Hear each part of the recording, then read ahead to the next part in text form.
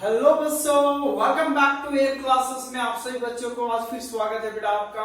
तो मैं चंदन सर आज मैं आपको बताऊंगा वेक्टर अलजेब्रा। और वेक्टर अलजेब्रा में मैं आज जो डिस्कस करने वाला हूँ वो आपका है लीनियर, डिपेंडेंट और इंडिपेंडेंट। और दूसरी बात आपको सेक्शन फार्मूला बताने वाला हूँ। ठीक है, तो आज दो चीजें बताऊंगा। पहला तो ये हो गया कि वेक्टर में लीनियर, डिपेंडेंट और इंडिपेंडेंट क्या होता है, किसी वेक्टर को लीनियर, डिपेंडेंट और इंडिपेंडेंट कब कहेंगे। और दूसरी बात उसका सेक्शन फार्मूला क्या होता है। जैसे 10 क्लास में आपने विभाजन सूत्र पढ़ा था, M1 M2 रेशियो में जो अनुपात में डिवाइड होता था, सेम उसी प्रकार से यहां पर भी हम लोग सेक्शन फार्मूला पढ़ेंगे इन वेक्टर फॉर्म में। ठीक है, तो आज दो टॉपिक डिस्कस करेंगे, तो आप वीडियो को अंत तक बने रहें। और आज जो मैं एक्सरसाइज आपका चला रहा हूं वो आज क्लियर हो जाएगा। ठीक है, तो आज यहीं तक आपका ये एक्सरसाइज समाप्त होगा। उसके बाद वेक्टर का मल्टीप्लिकेशन पढ़ूंगा, जो एक डॉट प्रोडक्ट और एक क्रॉस प्रोडक्ट। ठीक है बेटा, तो चलिए लास्ट लेक्चर में रिमाइंड कर देता हूं। लास्ट लेक्चर में मैंने बताया था कोप्लेनर के बारे में, और उससे जस्ट वाला लास्ट लेक्चर में बताया था कॉलिनियर के बारे में। तो लास्ट दो डिस्कस किया था, कॉलिनियर, उसके बाद कोप्लेनर, और उसके बाद आज linear, dependent, independent, section formula इन वेक्टर फॉर्म में डिस्कस करने वाला हूं। ठीक है, तो चलिए स्टार्ट करते हैं हम लोग कि यहाँ पे लीनियर, डिपेंडेंट और इंडिपेंडेंट कब होता है। ठीक है, अब देखिए चीजों को क्या होता है बारीकी से एक एक चीज के समझेंगे हम लोग। ठीक है ना। अगर आप पहले स्टार्ट करने से पहले अगर वीडियोस पे आप नए हैं प्लीज सब्सक्राइब कीजिएगा और ज्यादा से ज्यादा शेयर करें। देखिए हमारे चैनल्स को जो है ना सब्सक्राइब नहीं हो रहा है। मैं अगर इतना आपको मोटिवेट कर रहा हूँ, आप कर रहे हैं, तो आप मुझे भी मोटिवेट ना करें। ठीक है, आपका सब्सक्राइबर बढ़ाना, व्यूअर बढ़ाना, लाइक करना, तभी हम लोग का मनोबल बनता है। ठीक है, तो चलिए आज स्टार्ट करते हैं। यहाँ पे देखिए आज बताएंगे आपको, पहला चीज ये जान लीजिए जो डिस्कस करने वाले हैं, लीनियर है ना, लीनियर, इंडिपेंडेंट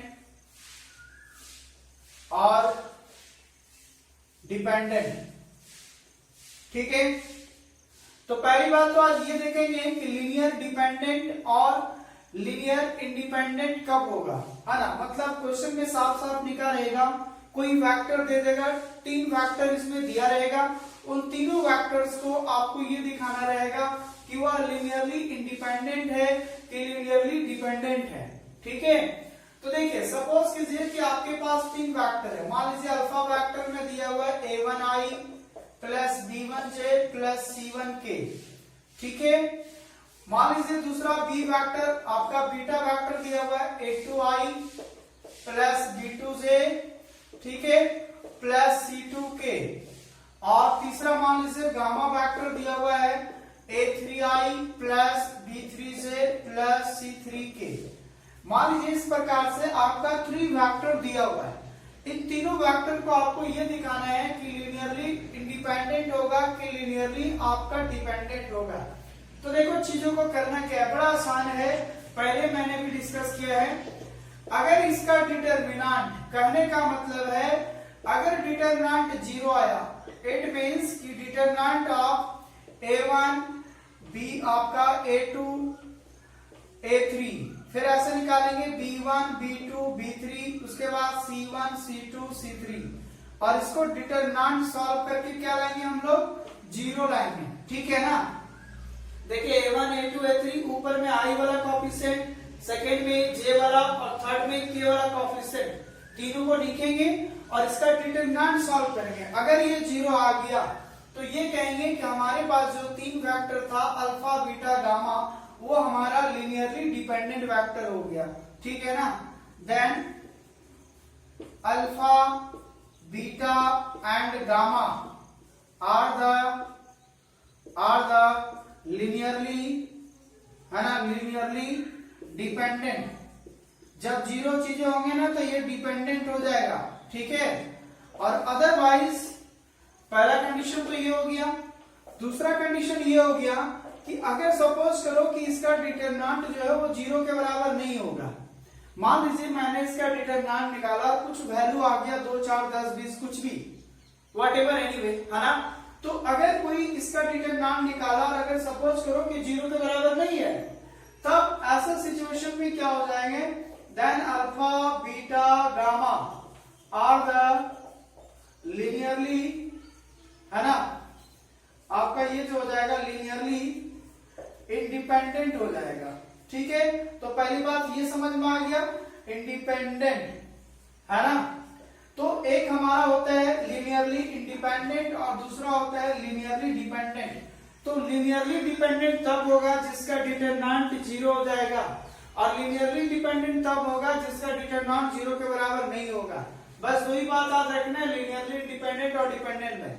तो dependent determinant 0, not dependent not equal to 0, तो लीनियरली इंडिपेंडेंट। तो इंडिपेंडेंट में 0 नहीं होगा और डिपेंडेंट में 0 होगा, बस इतना ही याद रखना है। चलिए अब हम लोग एग्जांपल के माध्यम से समझते हैं कि क्या है एग्जांपल। ठीक है, देखिए यहाँ पे देखिए क्या है, देखिए एग्जांपल नंबर ये है ना। तो देखिए टाइप 6 का यहाँ पे ये बता दूं, जो आपका एक्सरसाइज चल रहा है 25.3 केसी सीना का, तो जो आपका टाइप 6 में जो क्वेश्चन होगा, क्वेश्चन नंबर 10 से मैं स्टार्ट कर रहा हूं। ये देखिए आप स्क्रीन पे, ठीक है। तो स्क्रीन पे आप देखिए क्वेश्चन नंबर टाइप 6 का 10 नंबर क्वेश्चन में ये सभी क्वेश्चन आ रहे हैं। तो मैं यहाँ पे टोटल क्वेश्चन लेकर आया हूँ 10 क्वेश्चन का। उसके बाद फिर आपका सेक्शन फार्मूला से रिलेटेड क्वेश्चन होगा, तो फिर मैं वो भी बताऊंगा। ठीक है, तो चलिए पहले मैं इस क्वेश्चन को देख लेता हूँ जो अभी मैंने बताया। ठीक है, अब यहाँ पे देखिए क्वेश्चन ये कहता है कि examine whether the following vectors form a linear dependent independent system. आपको जो भी वेक्टर, 3 क्वेश्चन यहाँ पे जो दिया हुआ है, तीनों वेक्टर में ये दिखाना है कि कौन सा आपको लीनियरली इंडिपेंडेंट होगा और लीनियरली डिपेंडेंट होगा।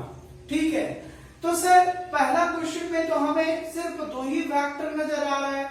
मान लीजिए इसको अल्फा वेक्टर, इसको बीटा वेक्टर मान लूं, तो सर गामा वेक्टर तो नहीं है।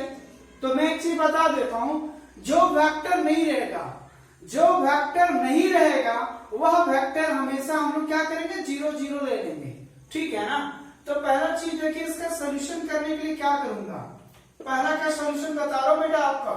पहले मान लेते हैं कि अल्फा वेक्टर बराबर i plus 3j plus 5k। उसके बाद बीटा वेक्टर बराबर मान लेता हूं 2i plus 6j plus 10k। अब देखिए सपोज कीजिए कि गामा वेक्टर क्या है, 0i plus 0j plus 0k। ये तो अभी से ही लग रहा है कि इसका डिटरमिनेंट 0 आ जाएगा। क्यों? क्योंकि उसका लास्ट वाला जो रो होगा वो सब 0 होने वाला है ना। तो अगर कोई भी डिटरमिनेंट का कोई 1 रो या कोई भी 1 कॉलम अगर 0 0 होता है तो उसका डिटरमिनेंट हमेशा 0 हो जाता है। तो इतना तो समझ आइए डायरेक्ट में कि अगर 3 वेक्टर में 2 वेक्टर दिया रहेगा और उसको आपको दिखाना है लीनियरली डिपेंडेंट या डिपेंडेंट, तो डायरेक्ट समझ जाना है कि 2 वाला वेक्टर हमेशा आपका डिपेंडेंट होगा। ठीक है, तो चीजों को देखिए यहाँ पे करते क्या है। चलिए अब डिटरमिनेंट निकालते हैं। यहाँ के बाद देयरफॉर डिटरमिनेंट निकालते हैं बेटा। तो डिटरमिनेंट में i का कोएफिशिएंट कौन कौन है, कुछ नहीं तो 1 है, 2 है, 0 है। तो पहले ऊपर लिखेंगे 1 2 0। उसके बाद लिखेंगे क्या, 3 6 0।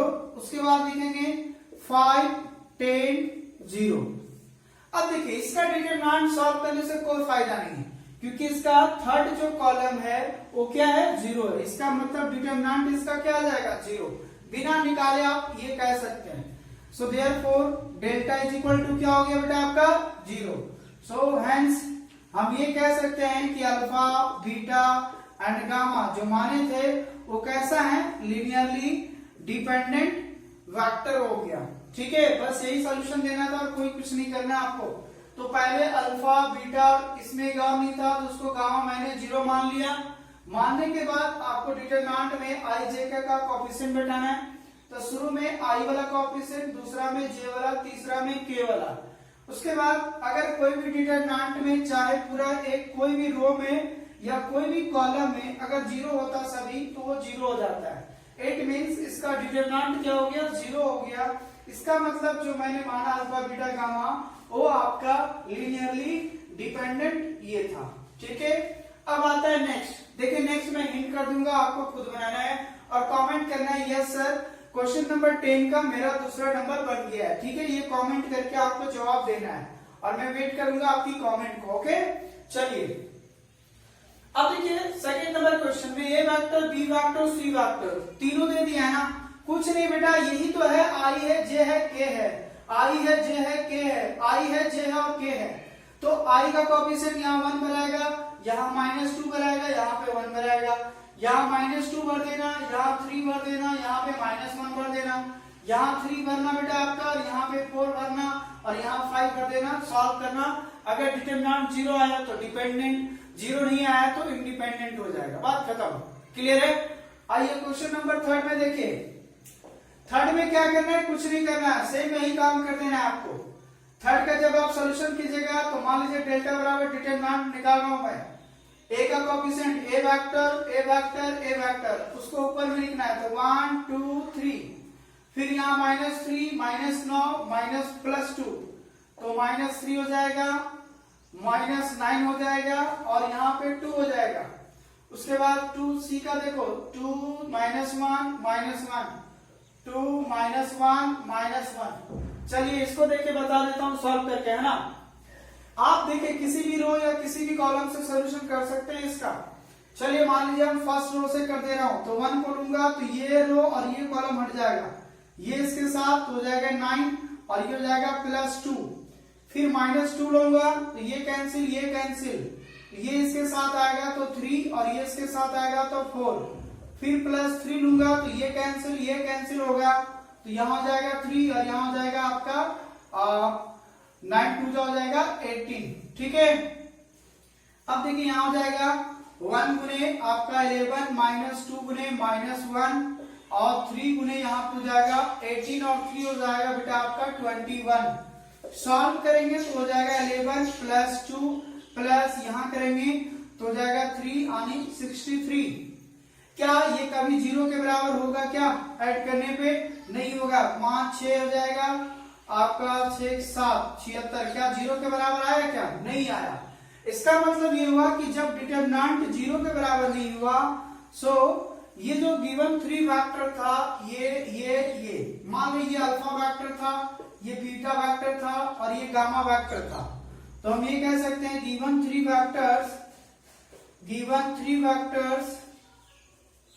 Vectors are linearly independent.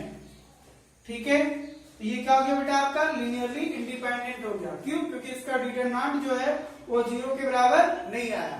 तो आई होप कि आज ये आपका समझ में आ गया होगा कि वेक्टर अलजेब्रा में लीनियर डिपेंडेंट और इंडिपेंडेंट जो होता है वो क्या चीज है।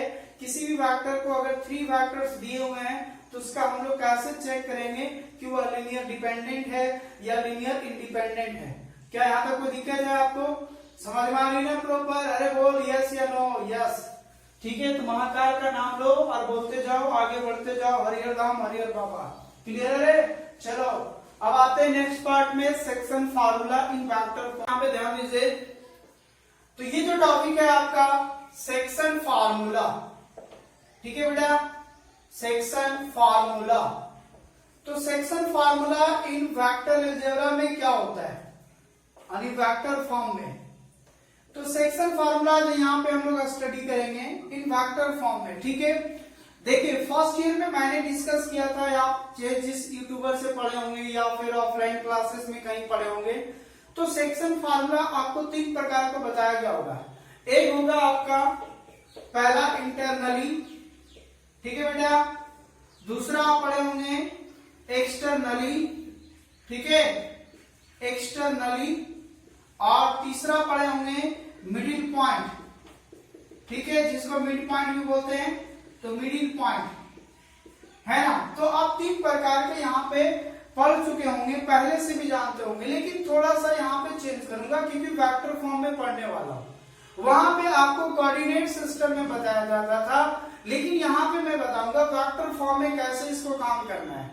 ठीक है, तो देखिए अगर हम बात करूं यहाँ वेक्टर फॉर्म में क्या होंगे, सपोज कीजिए कि ये फिगर है, यहाँ पे पॉइंट वो है, यहाँ पे आपका सपोज करो वो है, और एक ये पॉइंट है। मान लीजिए कि यहाँ पे ए है, बी है और ओ है, सपोज कीजिए ये P है, ये जो P पॉइंट है मान लीजिए कि M रेशियो N में डिवाइड कर रहा है AB को, ठीक है, AB को M रेशियो N में डिवाइड कर रहा है, ठीक है।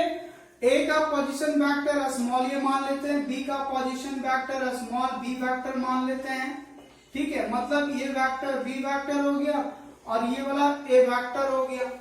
तो आपको ये वेक्टर ज्ञात करना है R वेक्टर, मतलब इसका अगर हम स्मॉल r वेक्टर मान लेते हैं पोजीशन का, ठीक है। तो ये बताओ ये वेक्टर पता है, ये वेक्टर पता है, इन दोनों वेक्टर को डिवाइड कर रहा है M रेशियो N में अगर कोई डिवाइड कर रहा है तो आपको यहाँ पे ज्ञात करना है इंटरनली, एक्सटर्नली और मिडिल पॉइंट।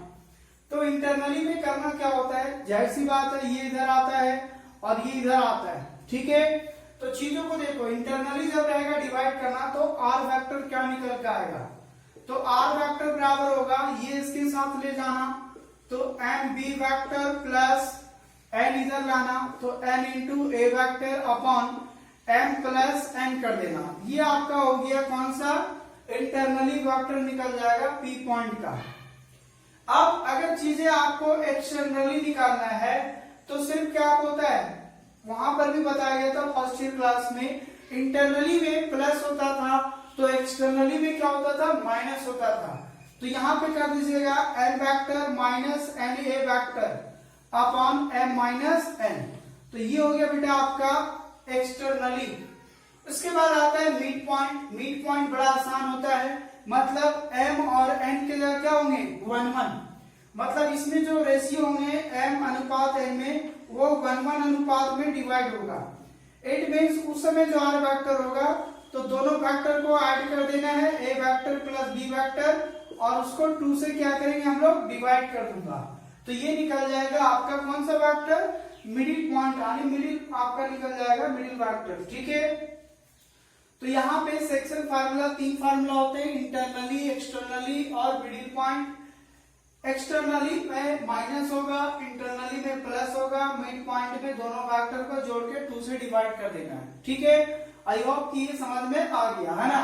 अब देखते हैं यहाँ पे हम लोग एक एग्जांपल लेते हैं कि क्या है एग्जांपल, ठीक है। क्वेश्चन देखिए यहाँ पे, है ना। एग्जांपल के तौर पे मैं देखो फिर मैं डिस्कस करता हूँ। यहाँ पे आपका 25.3 का टाइप आपका जो है वो आपका टाइप 6 चल रहा है। तो टाइप 6 में बताया जा रहा है, ये आपका क्वेश्चन नंबर 11, क्वेश्चन नंबर 12, ठीक है। ये आप स्क्रीनशॉट ले लीजिए, आप होमवर्क के तौर पे भी आप घर पे बना सकते हैं। तो आप इसका स्क्रीनशॉट ले लीजिए इस पीडीएफ का, ठीक है। और अगर आपको ये पीडीएफ चाहिए तो दिए हुए व्हाट्सएप नंबर पे आप क्लिक करें और हमें व्हाट्सएप करें, सर हमें give a question paper, okay. So now I send your question, okay. चलिए नेक्स्ट, चलिए यहाँ देखते हैं हम लोग जो अभी कॉन्सेप्ट मैंने बताया सेक्शन फार्मूला के रिलेटेड। तो क्वेश्चन नंबर 11 में देखिए क्या कहता है, find the mid point of the line segment joining the points P and Q। बड़ा सिंपल है बेटा आपका, क्या है बेटा, इधर देखो, ध्यान दो ध्यान दो ध्यान। मिड पॉइंट ज्ञात करना है, मतलब रेशियो कितना होगा, 1:1 का होगा। बोला सर क्वेश्चन बन गया, देखो कमेंट तो आने लगा ना, क्वेश्चन बन गया है। चलिए अगली बात सबसे बननी चाहिए तो मैं यहाँ बता देता हूँ आपको, ठीक है। क्वेश्चन नंबर 11 का सोल्यूशन देखिए, 11 का सोल्यूशन बता रहा बेटा। मिड पॉइंट कहता है P और Q का, मतलब ये हुआ कि मिड पॉइंट अगर आपको निकालना है, मिडिल पॉइंट, ठीक है, तो रेशियो क्या हो गया, 1:1 हो जाएंगे। इट मींस 1:1 रेशियो हो गया, n के जगह भी 1 और n के जगह भी 1। मतलब किसी भी वेक्टर का, दो वेक्टर के बीच का अगर मिड पॉइंट ज्ञात करना है तो दोनों वेक्टर को जोड़ देना है। मतलब R वेक्टर बराबर क्या करना है, क्या होता है, A vector plus B vector अपन क्या होता है 2। तो यहाँ A वेक्टर का मतलब यही हुआ P वाला, तो इन दोनों को जोड़ देंगे, ठीक है। तो यहाँ देखिए A वेक्टर में ये हो जाएगा आपका 2i plus 3j plus 4k, ठीक है। फिर प्लस B वेक्टर मतलब ये हो जाएगा, तो 4i हो गया plus j minus 2k upon क्या हो जाएगा 2 से डी आपको यहाँ देखिए हो जाएगा आपका 6i plus 4j plus 2k upon 2 से सभी में डिवाइड करेंगे तो 3i plus 2j plus k। यही आंसर हो गया आपका mid point of this point and this point. क्या कोई दिक्कत है, यहाँ तक कोई दिक्कत नहीं है बेटा आपको। चलिए अब यहाँ पे देखता हूँ नेक्स्ट क्वेश्चन क्या है ना। अब यहाँ देखिए क्वेश्चन नंबर 12 कहते हैं consider the 2 point P and Q with a Poisson vector OP vector OQ vector find the Poisson vector of a R which divide the lines joining the point P and Q in the ratio of 2:1 में। ठीक है, देखिए OP vector और OQ vector है। Suppose करो कि यहाँ पे हमारा O है और ये आपके पास जा रहा है, यहाँ P है यहाँ Q है, ये वेक्टर दिया हुआ बेटा आपका 3A vector minus 2B vector और OQ वेक्टर दिया हुआ है A vector plus B vector. एक मान लीजिए यहाँ पे R वेक्टर जा रहा है जो आपका डिवाइड कर रहा है 2:1 में, तो ये इधर आ जाना, ये इसका आ जाना। ठीक है, अब यहाँ देखो हम लोग को पहला क्या ज्ञात करना है, इंटरनली और दूसरा एक्सटर्नली। इंटरनली में बताया था R वेक्टर बराबर क्या हो जाता है MB vector plus NA vector upon क्या हो जाता है M प्लस N। तो यहाँ M के जगह 2 हो गया, N के जगह 1 हो गया। ठीक है, B के वेक्टर यही तो है हमारा B वेक्टर इधर वाला, और इधर हो गया आपका A वेक्टर। तो यहाँ बैठा देना है M इंटू M के जगह हो गया बेटा आपका 2 इंटू ये वेक्टर, देखिए ये 2 इधर आएगा तो 2 into A vector plus B vector, उसके बाद प्लस 1 आएगा 3A vector minus 2B vector upon क्या होता है M प्लस N, यानी 2 प्लस 1 हो जाएगा। तो यहाँ पे 2A vector 2B vector plus 3A vector minus 2B vector upon क्या हो जाएगा 3। ये देखिए प्लस माइनस में 2B वेक्टर कट जाएगा, तो यहाँ हो जाएगा आपका 5/3 A वेक्टर होगा, यही आंसर हो गया। तो ये आपका निकल गया इंटरनली। सेम इसी प्रकार से आप यहाँ पे माइनस कर दीजिएगा, बस आपका निकल जाएगा एक्सटर्नली। आई होप कि आपको यहाँ तक क्वेश्चन नंबर 11, 12 समझ में आ गया। ठीक है, अब अगर क्वेश्चन और चाहते हो तो क्वेश्चन नंबर 30 में भी इसी टाइप से बनाइएगा। तो ये रहा आपका स्क्रीन पे क्वेश्चन, आप इसको शट डाउन कर लीजिए, स्क्रीनशॉट ले लीजिए आप, और इन क्वेश्चंस को आप अच्छे से हैंडल कीजिए, सॉल्व कीजिएगा। ठीक है, अगर कोई प्रॉब्लम है तो जरूर कमेंट करें यस या नो, बना या नहीं बना। ठीक है, और जाते जाते आप जरूर लाइक सब्सक्राइब कर दे बेटा, आपका यही आपका है। अगर वीडियो आपको अच्छा लगा प्लीज ज्यादा से ज्यादा शेयर करें। ठीक है, तो अब नेक्स्ट पार्ट में मिलेंगे dot product and cross product of vector. तब तक